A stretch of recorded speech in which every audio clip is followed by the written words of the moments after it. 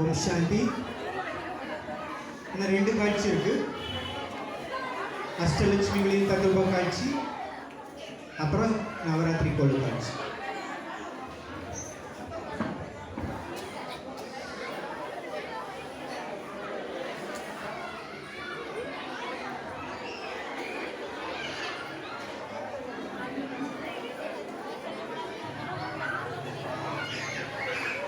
எவ்வளோ டைம் ஆகும்? இன்னும் ஒரு நிமிஷம் ஆகுமா? சப்தத்திலிருந்து அமைதிக்கு போகிறதுக்கு இன்னும் எவ்வளோ டைம் ஆகும்?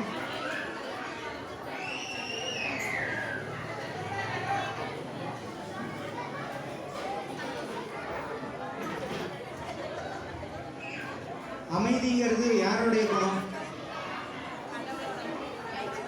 நம்ம குணம் இல்லையா? நம்ம குணம் அமைதி தான். நமக்கு அமைதி தானே பிடிக்குது. சத்தம் யாருக்காவது பிடிக்குதா? அது நம்முடைய ஒரிஜினல் குணம். அமைதி தான் நம்முடைய ஒரிஜினல் குணம். அமைதி எதுக்காக நம்ம கேட்குறோம்?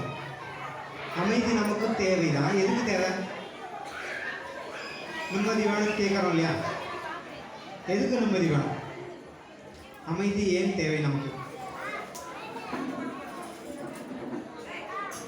ஏதாவது ஒரு ப்ராப்ளம் வந்துருச்சுன்னா உடனே நிம்மதி இல்லைன்னு சொல்றோம்.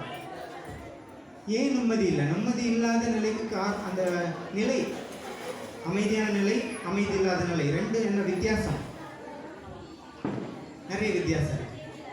இப்போ சத்தம் இல்லாத நிலை அமைதி இல்ல, எந்த சத்தமும் இல்லை, அமைதியாக. அதே போல நம்ம மனதில் அதிகமான எண்ணங்கள் இல்லாத, குறைவான தேவையான எண்ணங்களை மட்டும் நினைக்கிற நிலை தான் அமைதியான நிலை. நமக்கு நல்ல எண்ணங்களை மட்டும் நம்ம நினைக்கிறோம்னா அது அமைதியான மனநிலை. ஒருவேளை நம்ம மனசுல வேற ஏதாவது சிந்தனைகள், குழப்பமான ஒரு நிலை இருக்கு அப்படின்னா என்ன அர்த்தம்? குழப்பமான எண்ணம் இருக்குன்னா நமக்குள்ள அதிகமான எண்ணம் இருக்கு. ஓட்டம் அதிகமாயிடுச்சு. அதனால நம்ம மனதில் அமைதி இல்லாமல் போயிடுது. அப்போ அமைதி நம்ம வாழ்க்கைக்கு தேவை. அதாவது குறைவான எண்ண ஓட்டம் தான் நம்ம மனசுக்கு அமைதி. அது எங்க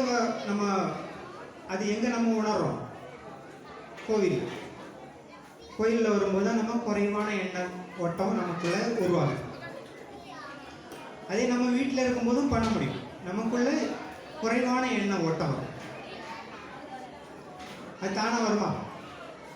கோயிலில் நல்ல சூழல் இருக்கு, அமைதியான சூழல் இருந்ததுன்னா அங்கே நல்ல எண்ணங்களை மட்டும் நினைப்போம், தேவையில்லாத எண்ணம் மாட்டோம். இன்னைக்கு இந்த விஷயத்தை அங்கே வந்தால் நினைக்க மாட்டோம், இவங்களை பற்றி நினைக்க மாட்டோம், தேவையில்லாத நினைக்க மாட்டோம். நல்ல எண்ணங்களை மட்டும் நம்ம கவனம் கொடுப்போம்.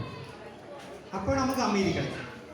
கோயிலில் அமைதி இருக்கு, ஆனால் நமக்கு அந்த அமைதி எப்படி நம்மளால் ஈர்க்க முடியும்? நமக்குள்ள எண்ண ஓட்டம் குறைவாகும் போது தான் எங்களில் இருக்கிற அமைதியை நம்ம ஈர்க்க முடியும். ஒருவேளை நம்ம குழப்பமான மனநிலையில் இருக்கும், கோயிலில் வந்திருக்கோம், அங்கே இருக்கிற அமைதியை நம்மளால் ஈர்க்க முடியுமா?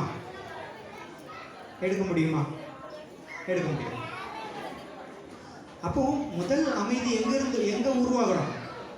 எல்லாரும் அமைதியான இடத்துல இருந்தால் எனக்கு அமைதிக்காக அப்படிதான் ஒரு அமைதியான இடத்த தேடுறோம். Park, beach, cinema theatre, cigarette கடை, பிராந்தி கடை எல்லாம் ஒரு அமைதியான சூழல் உருவாகிறதுக்காக ட்ரை பண்ணுறோம்.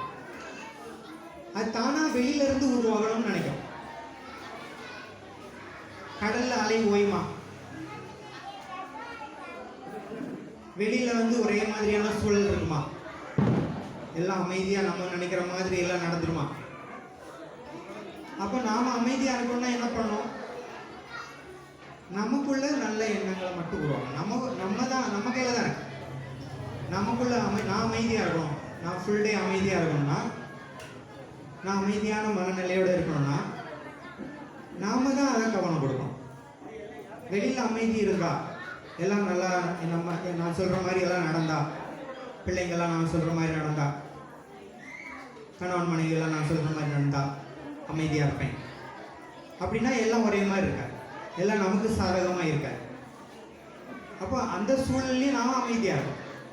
இப்போ சினிமா நடிகர் இருக்காங்க, அவங்க அழுவாங்க, சிரிப்பாங்க, சண்டை போடுவாங்க, காமெடி பண்ணுவாங்க. உள் மனநிலையில் அவங்களுக்கு ஏதாவது ஃபீலிங் வருமா? வெளியே அழுவாங்க, உள்ள ஏதாவது அவங்களுக்கு பாதிக்குமா? அப்போ உள்ள ஒரே மாதிரி மனசு தான் அவங்க கிட்ட இருக்கு. வெளியில தான் நல்லா நடிப்பாங்க, அழுற மாதிரி நடிப்பாங்க, சண்டை போடுற மாதிரி நடிப்பாங்க. உள் மனநிலை அமைதியான மனநிலையா. அப்போ இந்த மாதிரி மனநிலையை தான் நம்ம வாழ்க்கையில நம்ம கொண்டு வந்தோம்னா எந்த ப்ராப்ளமும், அமைதிக்கு பங்கம் ஏற்படாது. நம்ம அமைதியே நம்ம கையில் தான். நாம் அமைதியாக இருக்கிறதும் அமைதி இல்லாமல் இருக்கிறதும் அடுத்தவங்க கையில் நம்ம கொடுக்கக்கூடாது. ஏன்னா நான் எந்த மாதிரி சூழ்நிலையிலையும் ஒரே மாதிரி இருக்கும். வெளியில் நடக்கிற காட்சிகளால் என் மனநிலை மாறக்கூடாது. காட்சிகள் மாறலாம், ஆனால் மனநிலை ஒரே மாதிரி. ஆனால் நம்ம அப்படி இருக்கிறது இல்லை. காட்சிகளுக்கு ஏற்ற மாதிரி நம்ம மனநிலையை மாற்றலாம். நல்ல நமக்கு பிடிச்ச மாதிரி சம்பவங்கள் நடந்துச்சுன்னா அமைதியாக சந்தோஷமாக இருக்கும். நமக்கு பிடிக்காத சம்பவங்கள் நடக்கும்போது அமைதி இழந்துடும். அப்போ கடவுள் என்ன சொல்கிறாரு, சிவன் என்ன சொல்கிறாருன்னா, வேல்டிஸ் ட்ராமா அல்ல ஃபேக்டர்ஸ் உலகங்கிற நாடக மேடையில் நம்ம எல்லாரும் நடிகர்களாக, நம்ம சோல் ஆத்மா உயிர் அந்த கர்ப்பத்தில் 3 மாச பிண்டத்தில் எதுக்காக வந்தோம்? இந்த உலக நாடக மேடையில் நடிக்கிறதுக்காக. நடிப்புங்கிறத மறந்துட்டு வாழ்க்கையா நினைச்சிட்டு இருக்கோம். நம்ம வாழ்ந்துட்டு இருக்க வாழ்க்கை நிஜம் கிடையாது. நம்ம கூட இருக்கிறவங்க யாரும் நிஜம் கிடையாது. ஏன்னா எப்பனாலும் நம்மளை விட்டுட்டு அடுத்த படம் நடிக்க போயிடலாங்க. சினிமா நடிக்கிறவங்க அப்படின்னா ஒரு படம் முடிச்சா அடுத்த படம், அடுத்த வேஷம், அடுத்த மேக்கப், அடுத்த கதாபாத்திரம். அதே போல் நம்ம வாழ்க்கையில் கூட இருக்கிறவங்க நம்ம கூட நடிச்சிட்டு இருக்காங்க, நாமளும் நடிச்சிட்டு இருக்கோம்.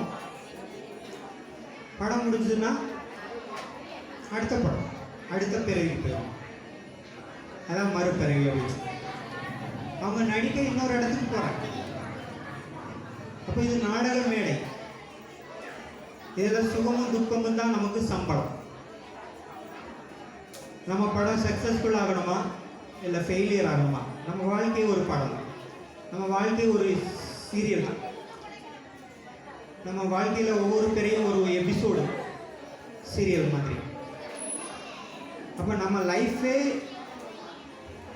நம்ம நடிச்சிட்ருக்கோம். நம்ம அதில் ஹீரோ, நம்முடைய கதாபாத்திரம் ஹீரோ. நமக்கு முன்னாடி பல சம்பவங்கள் வரும். வில்லன் இருப்பாங்க. ஒரு படம்னா எல்லாமே இருக்கணும். வெறும் ஹீரோ மட்டும் இருந்தால் படம் யாராவது பார்ப்போமா? வில்லன் வேணும். வில்லன் மட்டும் இருந்தால் ஹீரோ, வில்லன் மட்டும் இருந்தால் போதுமா? ஹீரோயின் வேணும், காமெடியன் வேணும், சைடு ஆக்டர் வேணும். எல்லாருமே சேர்ந்து அந்த படத்தில் இருந்தால் தான் அந்த படம் நமக்கு பிடிக்கும். அதே போல் நம்ம வாழ்க்கையில் இப்போ ஹீரோ மட்டும் பார்த்துட்டு இருந்தா எப்பப்பா வில்லன் எப்போ வருவான் அப்படின்னு கேட்போம். படத்தில் எப்போ வில்லன் என்றாவோ. அதே போல் நம்ம வாழ்க்கை சந்தோஷமாக போயிட்டுருக்கு. அப்போ ஒருத்தர் நமக்கு வில்லன் மாதிரி வராங்க. அப்போ நம்ம கொஸ்டின் கேட்கலாமா? ஏன் தான் இந்த வாழ்க்கையில் நம்ம வாழ்க்கையில் வந்து தொலைச்சாலும் அவங்க வந்து வந்தாங்களோ அப்படின்னு கேட்பாங்களா? ஹீரோ அப்படி கேட்பாரா? படம் நடிக்கிற ஹீரோ ஒரு வில்லன் வந்தால் அவர் அழகாக நடிப்பார். வில்லனுக்கு முன்னாடி நல்லா நடிப்பார், சண்டை போடுவார், நடிப்பார். அவர் ஏன் இந்த வில்லன் இந்த நேரத்தில் வந்தான்னு சொல்ல மாட்டார். டைரக்டர் வர சொன்னார், அந்த சீனுக்கு நான் வந்தேன். அவர் என்ன கதாபாத்திரம் நடிக்கணுமோ நடித்தார், நான் என்ன நடிக்கணுமோ நடித்தேன். அதே போல் நம்ம வாழ்க்கையில் வரக்கூடிய ஒவ்வொரு விஷயங்களையும் ஒவ்வொருத்தரையும் நம்ம ஒரு கதாபாத்திரம் பார்க்கணும். அவங்க அந்த கேரக்டரை நடிச்சிருக்காங்க. அவங்க ஒவ்வொருத்தரும் உண்மையிலே கடவுள் சிவனுடைய குழந்தைங்க. அவங்களுக்குள்ள எல்லா கடவுளுடைய குணம் எல்லாம் அவங்களுடைய சிவனுடைய அம்சம் அப்படின்னு சொல்லுவாங்க. நம்ம ஒவ்வொருத்தருமே சிவனுடைய அம்சம். அதாவது சிவன்கிட்ட என்னென்ன சக்திகள் குணங்கள் இருக்கோ அதெல்லாம் நம்மகிட்ட இருக்கு. நாம மறந்துடும். சிவனுடைய குழந்தையும் மறந்தாச்சு நாம. அதனால நம்ம சக்திகளையும் நம்ம மறந்துட்டோம். இதெல்லாம் நமக்குள்ள இருக்கு. நம்ம நடிக்கிறதுக்காக தான் இந்த உலகத்துக்கு வரும். நம்ம எல்லாரும் ஒரு வீட்டில் தான் இருக்கோம். எல்லாம் ஒரு தாய் மக்கள்னு சொல்லுவாங்க இல்லையா? எல்லாம் ஒருத்தருடைய ஒரு சிவனுடைய குழந்தைங்க தான் நம்ம. நம்ம இப்போ இந்த உடல்ல வரும்போது உங்களுக்கு ஒரு அம்மா அப்பா, எனக்கு ஒரு அம்மா அப்பா, ஒவ்வொருத்தருக்கும் ஒரு அம்மா அப்பா இருக்கு.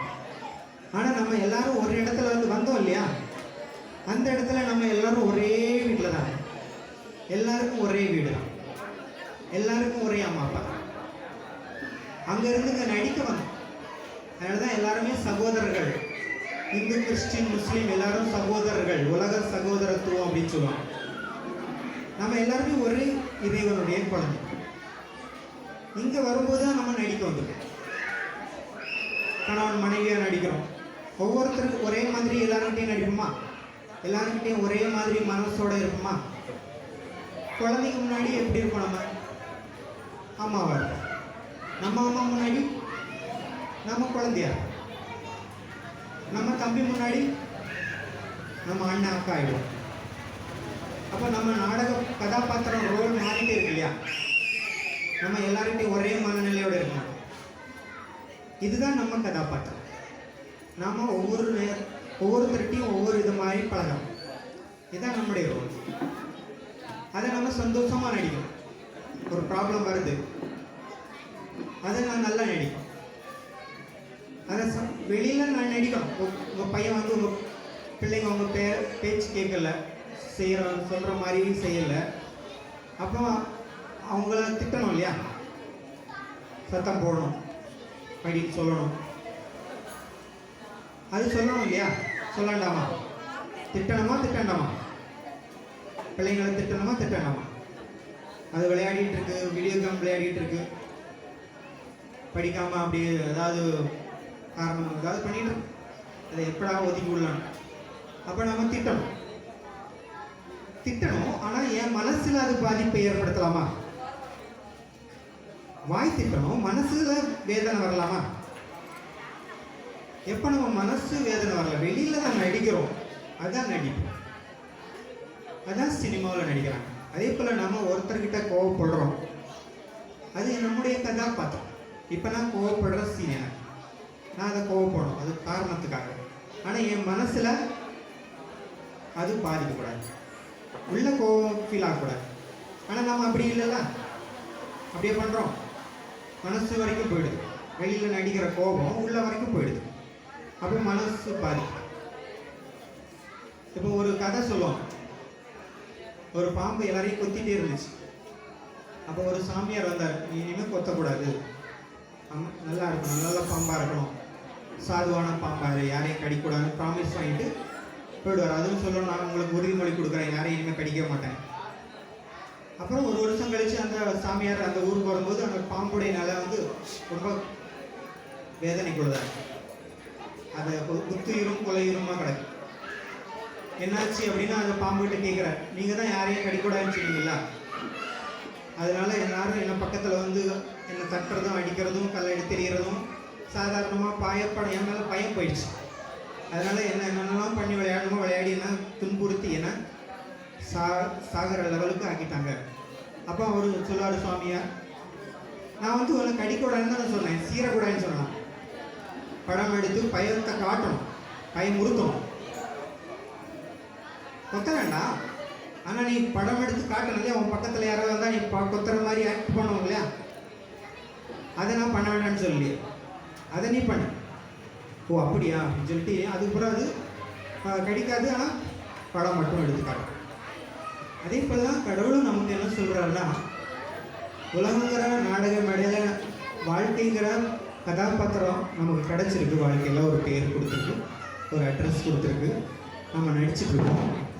இதில் நாம் அங்கே என்ன சூழ்நிலை இருக்கோ அதுக்கேற்ற மாதிரி நம்ம நடிப்போம். இப்போ அழக்கூடிய சூழ்நிலை வருது, நம்ம வீட்டில் ஒரு பிரச்சனை, மனசில் ஒரு துக்கம், அழ வேண்டியிருக்கு. வெளியில் அழணும், உள்ள அந்த துக்கம் போகக்கூடாது. ஏன்னா அது கதாபாத்திரம், நடிச்சுட்டு இருக்கோம், நெச்சம் கிடையாது. இப்படியெல்லாம் தேவதைகள் வாழ்ந்தாங்க. அதனால தான் அவங்க எப்போவும் சிரிச்ச முகத்தோடு இருக்காங்க.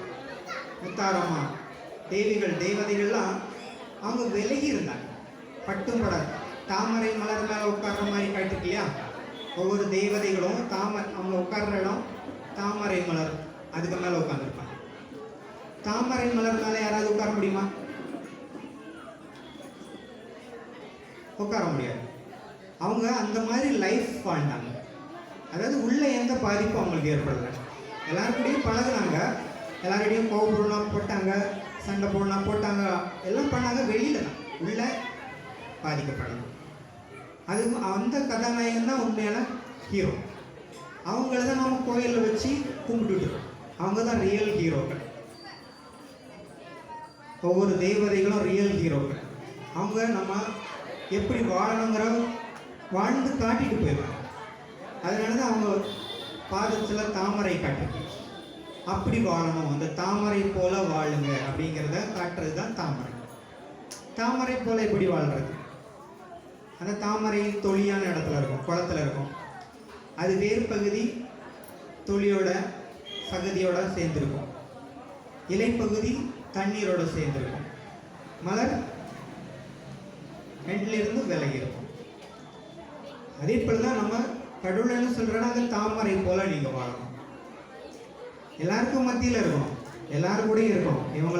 இவங்களை எனக்கு பிடிக்கும், இவங்களை எனக்கு பிடிக்காது, இவங்க கூட என்ன அட்ஜஸ்ட் பண்ண முடியும், இவங்க கூட அட்ஜஸ்ட் பண்ண முடியாது, இதெல்லாம் இல்லாமல் எல்லாரும் கூடயும் ஒரே மாதிரி, எல்லாரையும் என்னுடையவங்க தான், என்னுடைய சகோதரர் தான், என்னுடையவங்க தான், என்னுடையவங்க அப்படிங்கிற உணர்வு நமக்கு ஏற்படும். நம்ம ஒரு வீட்டுக்கு மட்டும் தாய் கிடையாது, ஒரு குழந்தைங்க மட்டும் தாய் கிடையாது. அந்த அம்மனை ஒரு குடும்பக்காரங்க மட்டுமா கும்பிடுறாங்க கோயிலில் இருக்கிற சாமியை? எல்லாருமே எனக்கு அம்மா, என்னுடைய தாய் அப்படின்னு தான் நினைக்கிறாங்க. ஏன்னா அவங்க அந்த மாதிரி வாழ்ந்தாங்க, தாமரை மாதிரி. நாம ஒரே ஒரு குழந்தைங்க மட்டும் அம்மா அப்பான்னு சொல்லிக்கிறோம். அப்போ அந்த தேவதைகள் நமக்கு என்ன உணர்த்துறாங்க? என்ன மாதிரி வாழுங்க, எல்லாரையுமே என்னுடையவங்களா நினைங்க, தாமரை மலர் போல விலகி இருங்க. அதாவது விலகி அன்பு, பட்டும் படாத விலகிய. இப்போ தேவதைகளுக்கு குழந்தைங்க இல்லையா, அம்மா அப்பா இல்லையா? எல்லாருக்குமே குழந்தைங்க இருந்தாங்க, அம்மா அப்பா இருந்தாங்க. எல்லாரும் கூட இருந்தாலும் அவங்க பட்டுப்படாத விடுபட்ட வாழ்க்கை வாழ்ந்தாங்க. அதனால தான் அவங்க முகம் எப்பவும் சிரிச்ச முகத்தோட விலகி இருந்து வாழ்ந்தாங்க. அதாவது வெளியிலிருந்து வரக்கூடிய காட்சியிலிருந்து விலகி இருந்து வாழ்ந்தாங்க. வெளியிலிருந்து காட்சி ஒரே மாதிரி இருக்காது, மாறி மாறி இருக்கும். இப்போ ஒரு ராஜா இருந்தார். அவருக்கு ஒரு முனிவர் ஒரு பரிசு கொடுத்துட்டு போனார். அதில் ஒரு நல்ல மகா வாக்கியங்கள், நல்ல ஸ்லோகன்ஸ் இருந்துச்சு. அது அவங்களுக்கு கஷ்டம் வரும்போது அதை படிக்க அவங்களுக்கு உத்வேகம், தைரியம், தன்னம்பிக்கையெல்லாம் கொடுக்கும் அப்படின்னு சொல்லிட்டு போயிட்டார்.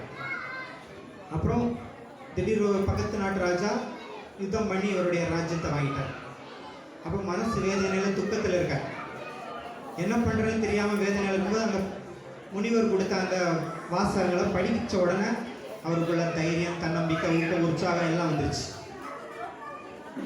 அப்புறம் கொஞ்ச நாள் ஒரு படையை திரட்டினார், யுத்தம் பண்ணி மறுபடியும் ராஜா ஆகிட்டார். ராஜா ஆனோன்னா ராஜா வாழ்க ராஜா வாழ்கன்னு எல்லாரும் போற்றி புகழ்றாங்க. அவருக்கு சந்தோஷம் தாங்கல. திடீர்னு அவருக்கு அந்த வார்த்தைகள் ஞாபகம் வந்துச்சு. அதை படித்து பார்த்தோன்னா அமைதி ஆகிட்டார். அதில் என்ன போட்டிருந்துச்சுன்னா, இதுவும் கடந்து போய்விடும்.